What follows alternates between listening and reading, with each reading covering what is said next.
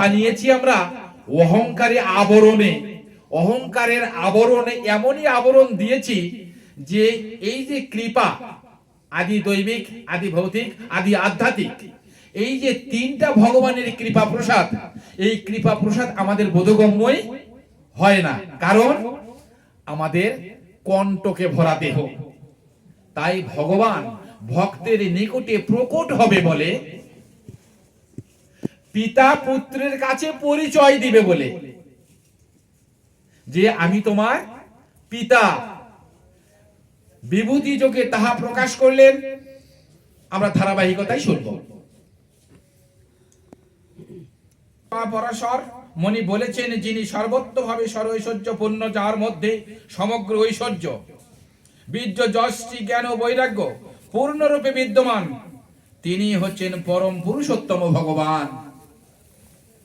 শ্রীকৃষ্ণ যখনই এই জগতে প্রকট ছিলেন, তিনি তার ঐশ্বর্যে সর্বৈশ্বর্য পূর্ণরূপে প্রকাশ করেছিলেন।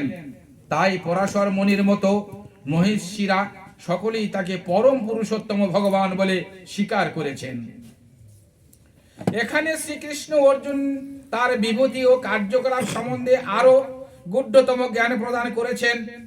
পূর্বে সপ্তম অধ্যায় থেকে শুরু করে ভগবান তার বিভিন্ন শক্তি এবং তার কিভাবে ক্রিয়া করে সেই কথা বিশেষভাবে বর্ণনা করেছেন। শ্রবণ করা যায়, ভগবানের প্রতি ভক্তি ততই দৃঢ় হয়।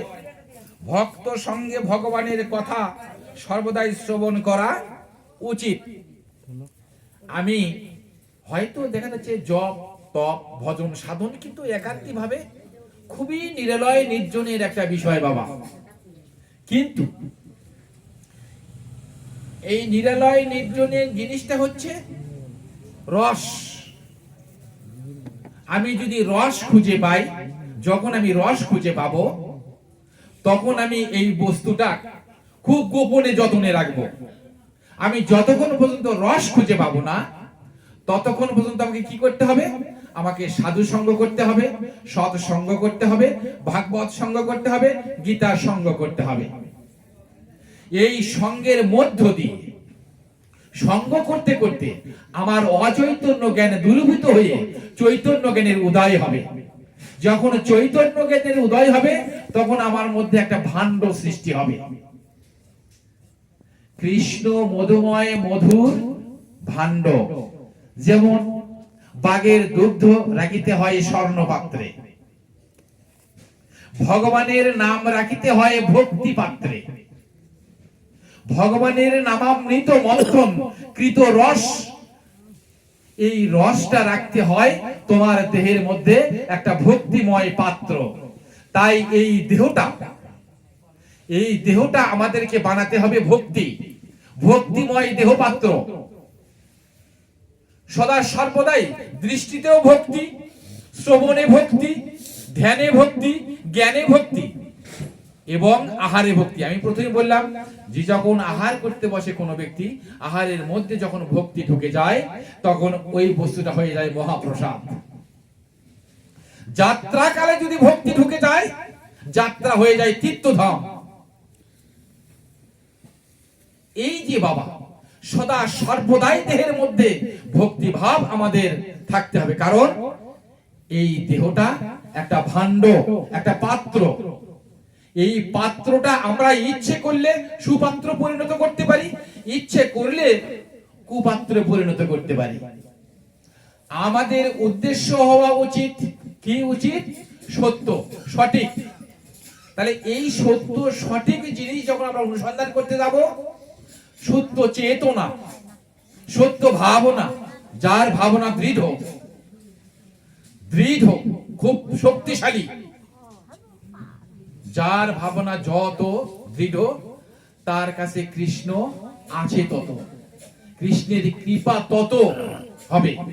যার চিন্তা চেতনা সত্য সঠিক প্রবল, ভগবানের কৃপাও ঠিক সেই রকমই প্রবল।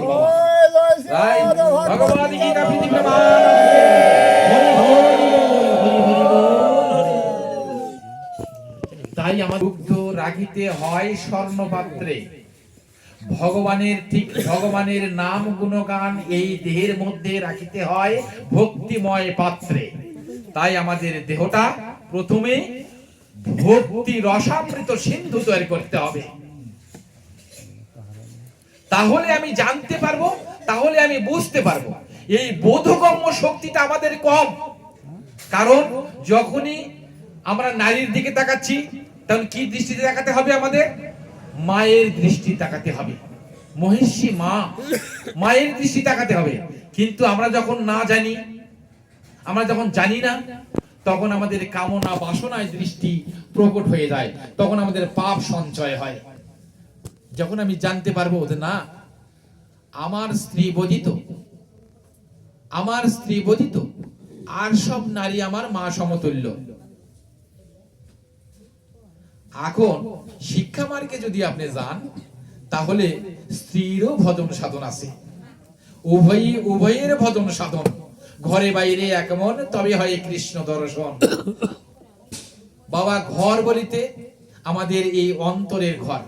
ওই যে স্ত্রী আর স্বামী স্ত্রী, এইটাও কেউ উদাহরণ দেয় সাধারণত, কিন্তু একান্তই ভজন সাধন একান্তই বিষয়।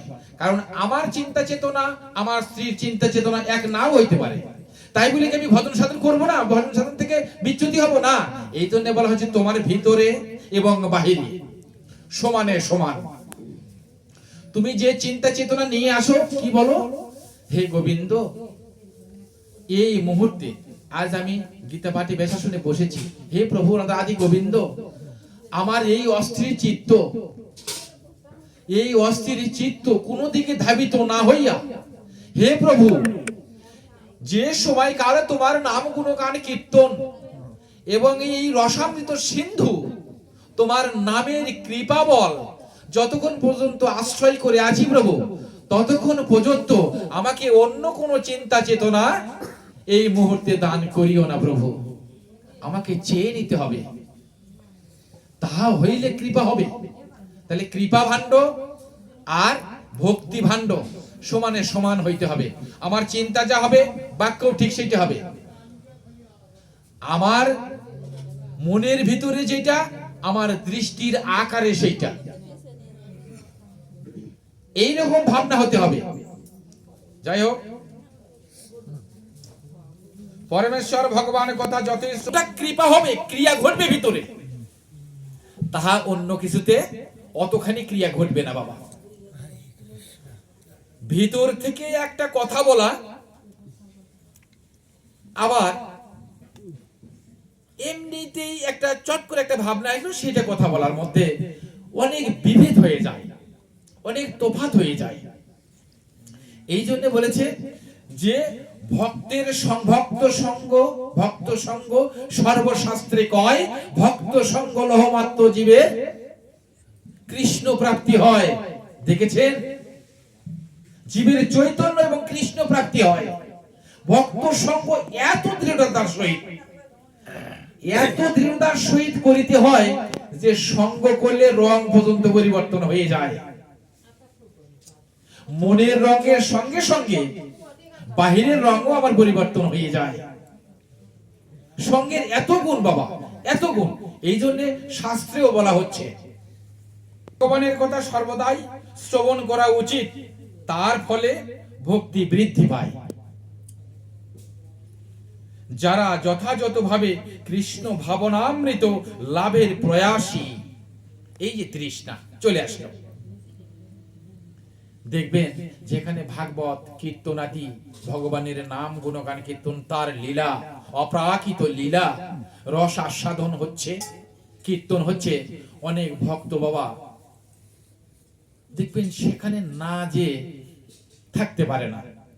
এটা তার একটা তৃষ্ণা দিয়েছে, একটা তৃষ্ণা ভিতরে সৃষ্টি হয়েছে। কি তৃষ্ণা? অর্জুনময় তৃষ্ণা। অর্জন, যে অর্জন করতে পারে সেই অর্জুন, যার দর্শন, যার শ্রবণ, যার তৃষ্ণা হয়েছে, শ্রবণ করে একটা তৃষ্ণা, একটা নেশা। যাই একটু শুনেছি, কথা বলেছি, একটু সাধু বেলার সাথে বসে উনি দুটো বলে, আমি শ্রবণ করি। এই যে একটা নেশা, এটা একটা তৃষ্ণা বাবা। একটু সাধুগুরু বৈষ্ণব থেকে হরে কৃষ্ণ বাবা একটু বসেন, একটু মানে তাদের একটু সেবা করতে ইচ্ছা হয়। কি সেবা? এই কথামৃত সেবা। বাবা সেবা বহু ধরনের হয়, সর্বশ্রেষ্ঠ সেবা হচ্ছে কথামৃত, নামামৃত সেবা। হরে কৃষ্ণ বললেন, হরে কৃষ্ণ উত্তর পেলেন। রাধে রাধে বললেন, রাধে রাধের উত্তর পেলেন। এই যে উভয়ের যে একটা আদান প্রদান, উভয়ের যে একটা বেচা কিনা, উভয়কে জানা, সে কে কি কোথা থেকে আসছে আমার সেটা বিষয় নয়। আমার কি, আমার গৌর হরির, আমার শ্রী চৈতন্য প্রভুর, আমার নরহরির সে নামি কিনা, তার বদনে যেহেতু হরির নাম, অবশ্যই এই পথের প্রতীক। আমায় সে মুচি হোক, জেলে হোক, চামার হোক, কুমার হোক, আমার দেখবে বিষয় নাই, কিন্তু কি তার বদনে হরি নামামৃত শ্রবণ করেছি, সে অবশ্যই আমার প্রভুর একজন ভক্ত। আমি ভক্ত পরিচয়ে তার সঙ্গে সান্নিধ্যে বসবো। এই যে একটা তৃষ্ণা, সে অন্য কিছু খোঁজে না বাবা। যার এই তৃষ্ণায় তৃষ্ণিত হয়েছে, এই তৃষ্ণ নিবারণের জন্য রাত নেই, দিন নেই, ক্ষণ নেই, সময় নেই, কাল নেই, আহার নেই, বিহার নেই, কি যে তৃষ্ণা লেগেছে,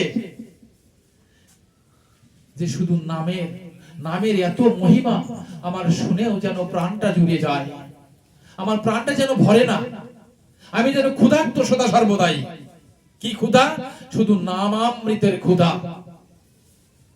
এর বদনে শুনলাম বাবা বাবা সুমধুর, ওনার বদনে বাবা আরো মধুর। এইরকম মধুর হইতেও মধুর, যখন মহামধুর সুমধুর থেকে ঊর্ধ্বগামী হয়, যেমন স্থূল প্রবত্ত সাধক সিদ্ধি, যখন সিদ্ধির স্থূল প্রবত্তের পদাবন্ধ স্থূল প্রবত্ত সাধকে যখন চলে যায় বাবা না, তখন আর জাত বিচার, মান অভিমান, মান অপমান, ভালো মন্দ বিচার জ্ঞান আর তার ভিতর থাকে না বাবা।